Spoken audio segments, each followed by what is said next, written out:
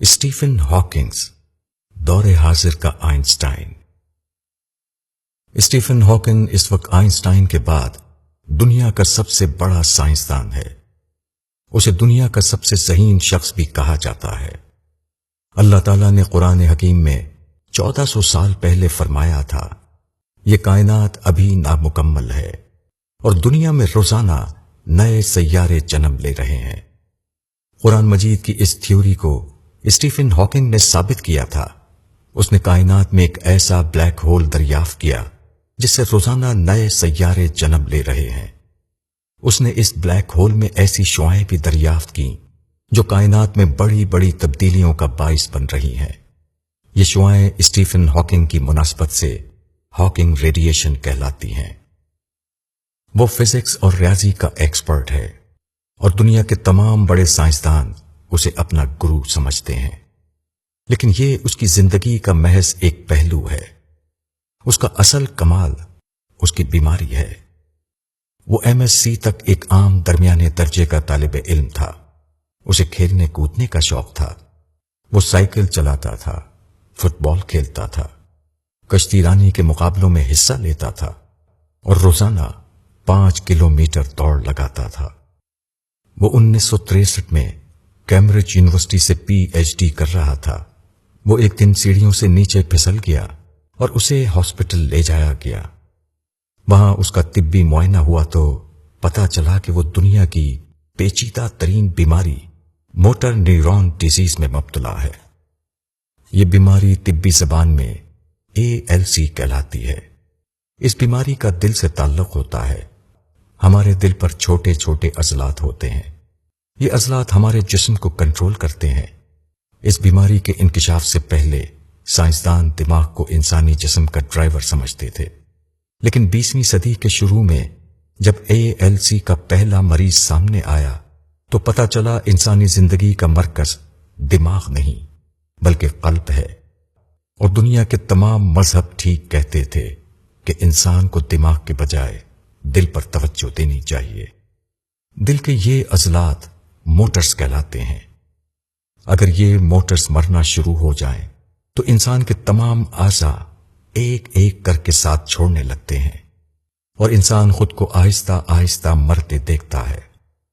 ALC کے مریض کی زندگی 2 سے 3 سال کی مہمان ہوتی ہے۔ دنیا میں ابھی تک اس کا کوئی علاج دریافت نہیں ہو سکا۔ اسٹیفن ہاکنگ 21 سال کی عمر میں اس بیماری کا شکار ہوا تھا۔ سب سے پہلے اس کے ہاتھ کی انگلیاں مفلوج ہوئیں، پھر اس کے ہاتھ، پھر اس کے بازو، پھر اس کا بالائی دھڑ، پھر اس کے پاؤں، پھر اس کی ٹانگیں اور آخر میں اس کی زبان بھی اس کا ساتھ چھوڑ گئی۔ یوں وہ 1965 میں ویل چیئر تک محدود ہو گیا۔ پھر اس کی گردن دائیں جانب ڈھلکی اور دوبارہ سیدھی نہ ہو سکی۔ وہ 1974 تک خوراک اور واش روم کے لیے بھی دوسروں کا محتاج ہو گیا۔ آج اس کے پورے جسم میں صرف پلکوں میں زندگی موجود ہے۔ یہ صرف پلکیں ہلا سکتا ہے۔ ڈاکٹرز نے اسے 1974 میں گڈ بائی کہہ دیا تھا، لیکن ہاکنگ نے شکست تسلیم کرنے سے انکار کر دیا۔ اس نے زندہ رہنے، آگے بڑھنے اور اس معذوری کے باوجود دنیا کا سب سے بڑا سائنسدان بننے کا فیصلہ کیا۔ چنانچہ اس نے ویل چیئر پر کائنات کے رموز کھولنا شروع کیے تو سائنس حیران رہ گئی۔ کیمبرج کے کمپیوٹر سائنسدانوں نے ہاکنگ کے لیے ٹاکنگ کمپیوٹر بنایا۔ یہ کمپیوٹر اس کی ویل چیئر پر لگا دیا گیا۔ یہ کمپیوٹر اس کی پلکوں کی زبان سمجھتا ہے۔ اسٹیفن اپنی سوچ کو پلکوں پر شفٹ کرتا ہے۔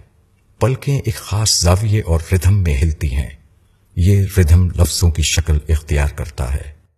یہ لفظ کمپیوٹر کی اسکرین پر ٹائپ ہوتے ہیں اور بعد ازاں اسپیکر کے ذریعے نشر ہونے لگتے ہیں۔ چنانچہ اسٹیفن ہاکنگ دنیا کا واحد شخص ہے جو اپنی پلکوں سے بولتا ہے اور پوری دنیا اس کی آواز سنتی ہے۔ اسٹیفن ہاکنگ نے پلکوں کے ذریعے اب تک بے شمار کتابیں لکھیں۔ اس نے کوانٹم گریویٹی اور کائناتی سائنس، کاسمولوجی کو بے شمار نئے فلسفے بھی دیے۔ اس کی کتاب a brief history of time نے پوری دنیا میں تہلکہ مچا دیا تھا۔ یہ کتاب 237 ہفتے दुनिया की बेस्ट सेलर किताब रही और दुनिया भर में नॉवेल और ड्रामे की तरह खरीदी और पढ़ी गई। स्टीफन हॉकिंग ने 1990 की दिहाई में एक नया काम शुरू किया। उसने मायूस लोगों को जिंदगी की खूबसूरतियों के बारे में लेक्चर देना शुरू किए। दुनिया की बड़ी बड़ी कंपनियां, इदारे और फर्म्स हॉकिंग की खिदमत हासिल करती रहीं।